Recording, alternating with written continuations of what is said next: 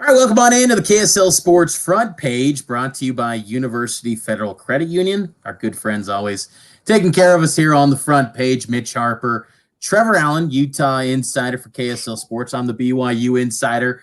We'll take you through today on the top stories here on the front page. We do this every Monday, Wednesday, and Friday. So if you haven't done so already, make sure to like this page and so you can get notifications whenever we go live here on Facebook Live. Trevor, how's your day treating you today? It's actually doing pretty good. I'll be much better tomorrow because the NBA will officially be back. I'm tired of scrimmages. I'm tired of bubble talk. I'm ready to watch some real basketball. I'm glad you bring that up, Trevor, because that's where we'll start things off. We'll get to some college football scheduling news that's coming down. Very important stuff on the gridiron. Also, some Jimmer mania potentially. We got to put it out there, and then maybe celebrity fans as well. So we got a jam-packed show coming for you. But we got to start things off with the NBA. The restart, as you mentioned, Trevor, is taking place tomorrow, and the Jazz are at the center of it all, with the first game taking place down in Orlando between the Jazz and the Pelicans. And Rudy Gobert's putting it out there. He's not afraid to challenge Zion Williamson. What are you expecting from tomorrow night's game? Well, I honestly think that I don't blame Rudy for not being, afraid to challenge him at the rim, even though Zion is a very powerful dunker. But Rudy Gobert's been the top guy on defense for the last 2 years at least, and some might argue that he could be up for a third straight Player of the Year award on defense. And the thing is, Mitch, is that this is going to be really interesting because going throughout the whole scrimmage, those three scrimmages the Jazz played in and went 2-1, and as they were getting ready to go down into the bubble, and then their time in the bubble was who's going to take over the points that is left by Bojan Bogdanovic. And I think a lot of that, I think Rudy is making a case that he could be a part of that after having some solid scrimmages over the last 3 games. And I mean, it's really hard to take over such great scoring of what Bojan left, but I think a lot of it is going to be collective. But Rudy Gobert is right at the top of that list of guys who could carry some of that load. Yeah, it's going to be really interesting to see how this team, how the NBA, how all these games honestly look in this restart, because I think the fan interest has been a little bit slow coming back to the scrimmages, and that's to be expected. But I'm really intrigued to see what the ratings look like, the interest level, and just the flow of play in these games, because I always just think of games at the Viv. It's huge momentum swings, and usually in favor of the Jazz because of that home crowd element. You remove that, what type of impact does that have on the game? But also curious, too, to see this Rudy Gobert, Donovan Mitchell relationship, which even Bleacher Report today did an article about the strained relationship between those two. Everything has gone, I think, well thus far, according to the reports and what we've been seeing from Ben Anderson here on KSLSports.com, that the relationship's okay. But, how does it carry over into actually winning some big games down in the bubble? Because this is going to be a great opportunity, a great game, the Jazz and Pelicans, because the Pelicans are a team that I don't think anyone really wants to face potentially in the playoffs. And Zion Williamson is going to be one of the faces of the league, if not soon, but already. He's already one of the names in the league. So very excited to see how it all plays out tomorrow as the Jazz and Pelicans get the restart underway. It's already back. It's been how many months now? 4.5 months. Mm-hmm. Played March 11th. Jazz Pelicans get it going tomorrow night. How are you feeling? Do you feel like the Jazz come away with a victory after what you've seen in the scrimmage thus far? I know that it's going to be a very tall task because I've looked at this New Orleans team. It's a very young group. I mean, obviously they traded away Davis, and picked up a lot of the Lakers' young talented players in Lonzo Ball and Brandon Ingram. And so I think that as far as teams who could potentially steal that 8th spot in the playoffs from Memphis, who currently holds it right now, I think New Orleans is a team who very well could. And so it's going to be very challenging because they're going to have a lot to play for, not as much as the Jazz. I mean, obviously the Jazz will have something to play for. They want to move up in the standings, but not really. They already know they're going to stay in the bubble. It's now, trying to get into the playoffs for New Orleans, and I know that they're going to have a lot to play for, and they're going to be really eager to try and get after the Jazz. But I think that the Jazz will. I think it'll be one of those things where they'll have to shake off the rust a little bit, because throughout those 3 scrimmages, a lot of the starters have gotten a run, but in that fourth quarter, Quinn Snyder has pulled them. So it'll be interesting to see how they react to that once they get back to a actual meaningful game. Very excited again. Tomorrow night, Jazz, Pelicans, full coverage is going to be here on KSLSports.com. Shifting gears to college football, Trevor, the dominoes are starting to fall on what we're going to see for a schedule. We already know the Pac-12 is going to a conference-only slate. Big Ten's going conference-only. Well, now the ACC comes out and announced their schedule. Now, a little bit different twist, conference-only +1. And here's the really intriguing part, Trevor, is that Notre Dame is now going to be basically a member of the ACC and have an opportunity to play for the ACC championship this year. So the alleged Irish being a independent, that's not the case. They're a member of the ACC in 2020. Crazy times, but the ACC made their decision, and that move was then followed up by the SEC report surfacing via Sports Illustrated that the Southeastern Conference is going to a conference-only schedule, and that's not good news for BYU, as the Cougars have a game against Missouri on October 10th, and reports have surfaced that BYU was going to potentially play Alabama. That would go out the door if the SEC goes to conference only. Your thoughts on the latest dominoes to fall in college football, Trevor?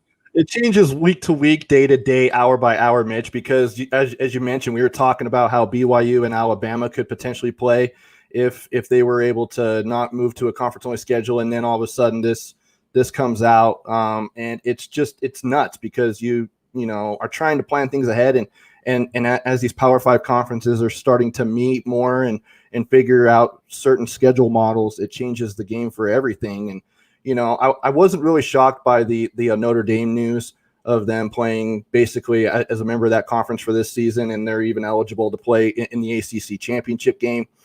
But the one little twist here, Mitch, and something that we've all talked about should be an option that the Pac-12 should allow, but it doesn't sound like it will happen, is have a 10-game schedule +1.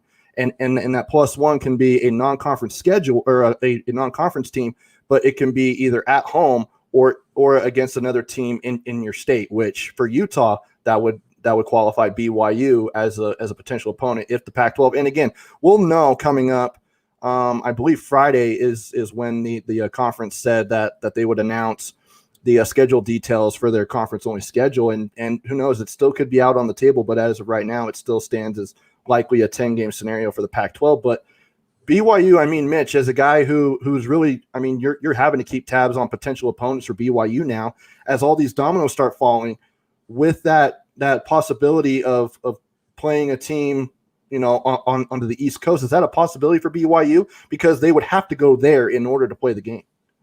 Yeah, it would definitely be a possibility, and they would do it. BYU is willing to make whatever's needed happen in this college football season, just to get the season off the ground. One of the things that does help BYU, if they want to try and get games with all the losses they've already had, they've already lost 5 games, could potentially lose 6 if the SEC goes to conference only by losing the Missouri game. BYU, though, is willing to adhere to any sort of conference protocols for testing, which is something that maybe the Group of 5 and FCS teams just simply can't do or maybe can't afford. So that gives BYU a chance. But, man, I'll tell you, the SEC going to conference only would be a surprising turn of events, because the SEC conference, or the SEC, they have a bunch of cross-conference rivalries. You think about Georgia Tech, South Carolina, Clemson. I think the thought was the SEC would have conference only +1, kind of similar to what the ACC announced, just to kind of keep those annual out-of-conference rivalries alive. If that doesn't end up happening, the SEC goes to a 10-game schedule, and it would just be a kind of a little bit of a surprising deal. And to me, if the SEC does go to this, them being the leader, the best conference in college football, I have to think maybe then the Big 12, which has kind of kept things close to the vest in terms of what they're going to do this upcoming season, I would think they would probably fall in line and just say, hey, we'll go round robin, do a 9-game, conference schedule, or maybe they go conference only +1, but at least conference only and kind of fall in line with the SEC just because they're the leader when it comes to college football. Something that I've actually been thinking about, Mitch, as you were talking, some really good scenarios to play teams out of the over on the East Coast. 1, Clemson, BYU. I would love to see that. 2, Bronco Mendenhall's squad. Seeing BYU take on the Virginia Cavaliers. I think that would be a tremendous storyline game. And, one that I think a lot of BYU fans would want to see. And then another thing I've also been thinking about is there's still one Power 5 conference that hasn't announced anything yet, and it sounds like it'll come down to next week, the Big 12. Could that be an option for BYU to play some games against some of those conference teams? There's just so many things out there, but as far as playing Clemson and the Fighting Bronco Mendenhalls, I think that would be really interesting for BYU. Yeah, I think that would be pretty cool. Virginia, though, they're on BYU's schedule next year in 2021, and Bronco's trying to get out of the game. He's trying to get that game canceled. He doesn't want to play BYU at all, so he definitely wouldn't want to play them in these circumstances. Clemson would be great. I think BYU's game for anything. They just want to play the games. You heard from Preston Hadley on his social media. We had a piece up on it on KSL Sports that he was driving in on day 1 on Monday. He's just saying, hey, doesn't matter who we play, whoever we end up playing, we just want the smoke. We just play some games because BYU has been impacted more than any other program by these conference-only decisions because BYU loaded up a lot of Power 5 teams. And what I've learned today, too, Trevor, with the whole Notre Dame news is that BYU is the only true independent in college football that's trying to play at a Power 5 level. Notre Dame's not an independent. They're an ACC program. Liberty and Army, they're not trying to play Power 5 schedules. They're just playing whoever they can on an annual basis and try to get wins. BYU is the only true independent in college football that's legitimately trying to play P5 type caliber opponents on a week in, week out basis. Notre Dame's not. That's a fictional label that the Irish still claim to have because they've held it on for hundreds of years or whatever. But they're not. They're not an independent. They're an ACC program. If you're truly an independent Notre Dame, roll with the independents, have a few ACC games, but you're ultimately an ACC member. I don't want to ever hear Notre Dame lumped in with independents ever again. It's over. Well, and not only that, but I mean, they do play the 2 annual games against Stanford and the USC Trojans. They do have those in there, but that would be considered non-conference, if you will.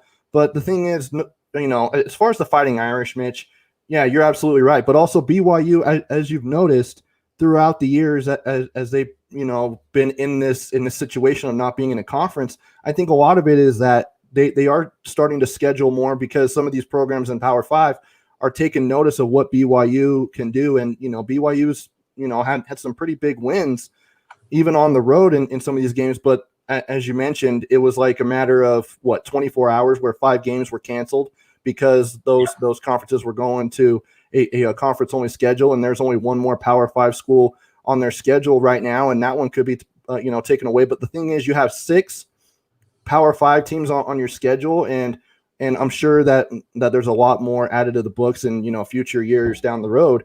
It's just something that BYU, I think, is starting to get the hang of it. Now it's just racking up the wins. So of what they're doing is just getting a hang of playing against Power 5 teams. Now it's just keeping the wins and getting more and more each year.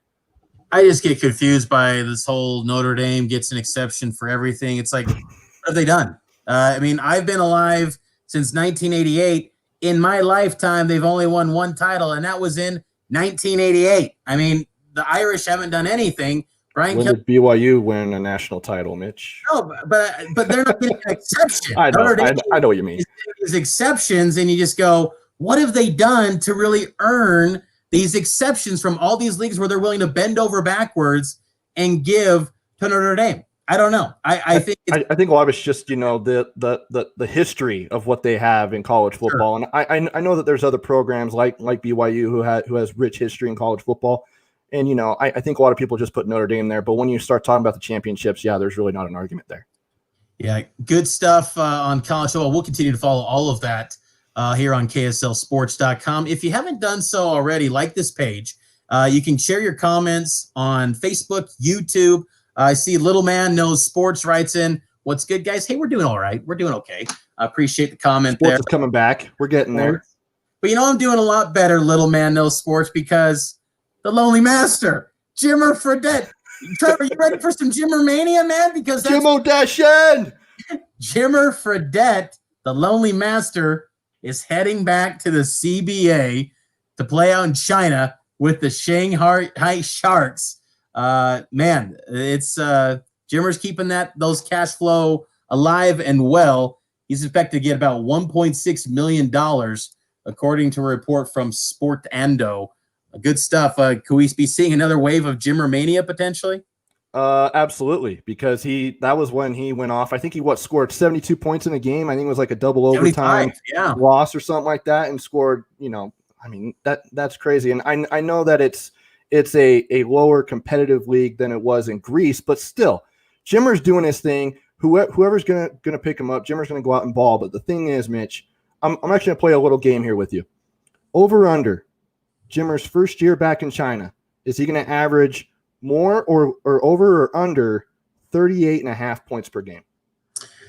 I'm going to go under because I think his season high for points was like 37.5. So that right there, I'm just going to say under. And I think Jimmer's shot has not been as consistent knockdown shooter the last year and a half or so as it once was. He's got to improve in terms of the accuracy of shooting the three ball. So Jimmer's got to get better on that front. But one thing I want to make clear with this news, though, Trevor, is that Jimmer going to China, and when he does have the big, 60-point game, because the CBA is downright bad. It's bad basketball. There's no competition. Jimmer's amazing, great, but it's not a good league. And when Jimmer has the big 60-point day, please, folks, do not say, is Jimmer going back to the NBA? No, he's not. And look, I want that to happen as bad as anyone. I want Jimmer in the NBA. That ship sailed. What we saw in Phoenix, that was kind of like, okay, we can make peace now with Jimmer's opportunities in the NBA are done. But hey, New Orleans, New York, Sacramento. Some of those I can make some great cases. Chicago. That get a fair shake. But I digress. I think that Jimmer, this is a great deal for him. Gets a ton of money. Logistics-wise, what did him and his wife do? Do they both live in China? Because I know last time when he was in China, I don't think his wife lived out there with him. He's got 2 young kids. So that's a tricky dynamic. But, hey, you can get a $1.6 million paycheck to play ball amid a pandemic. Yeah, sign me up. I'm taking that deal. Good on Jimmer Fredette to get that. Well, not only that, Jimmer is an absolute star in China. He is like a very popular guy in China, whether the league is good or not. But the only thing that is really troubling is that, as you mentioned, a lot of fans are saying, is Jimmer going to be back in the NBA? He's not an NBA player. I'm not trying to, bust that bubble. I just think a lot of it is that his size is a point guard, but Jimmer's not a point guard. He shoots the ball. He doesn't pass it. Well, he'll pass it, but not nearly as much as he does jacking it up. He's a ball dominant guard. This table of him being a JJ Redick in the NBA was never a real thing. It's like he's got to control the ball, and that's just not NBA franchise was ever going to give him the keys to that type of responsibility. And although Jimmer doesn't pull up the way that Steph Curry does. Yeah, I mean, and honestly, you'll see it on Twitter sometimes. People even that aren't BYU fans are like, "Hey, Jimmer Fredette was Steph Curry before Steph Curry." The man burying it from around the lot. I mean, I'm just saying. But congrats to Jimmer and his family getting that $1.6 million. And I'm okay with some Jimmer mania amid a pandemic because, as we talked earlier, I might not have many college football games on the BYU side to cover this year. So give me some Jimmer mania to cover. I'll be happy to do it. Last thing, Trevor, before we go, a man that's very popular as well in the state of Utah, Post Malone. He's globally recognized, but in Utah, there's a special place for Post Malone because he's got so many connections to locally here in Salt Lake. I swear I see him photos at 7-Elevens. There's this, I live in Murray. There's this place called Mr. Charlie's Chicken Fingers. Post Malone goes there quite a bit.